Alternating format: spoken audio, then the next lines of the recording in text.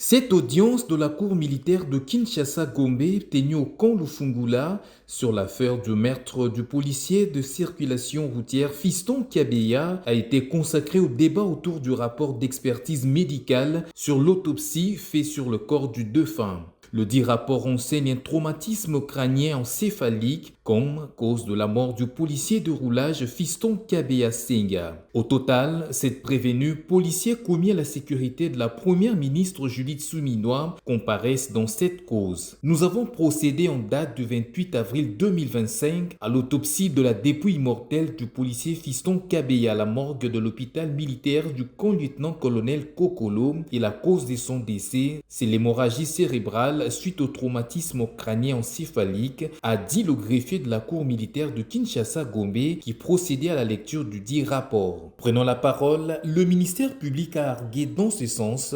Nous venons de suivre attentivement la lecture du rapport médical dressé par le médecin légiste. C'est que, d'après le médecin, Fiston Kabeya est mort des suites des traumatismes crâniens. Ceci corrobore d'ailleurs avec les témoignages que nous avons eus devant deux témoins qui étaient sur les lieux de la commission de faits.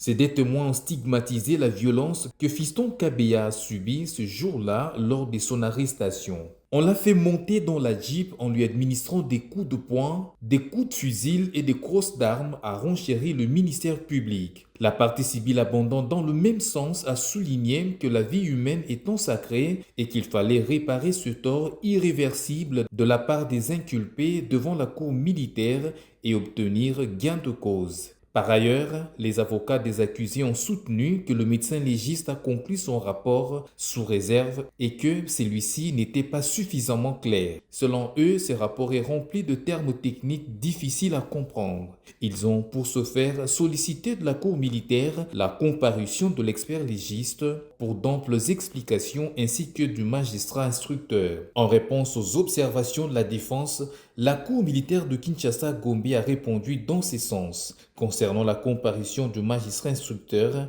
n'étant pas médecin, elle trouve superpétatoire étant donné que le rapport médical est éloquent. S'agissant de la comparution du médecin légiste, la Cour a jugé que cette comparution est pertinente étant donné que certains termes techniques utilisés dépassent l'entendement des parties.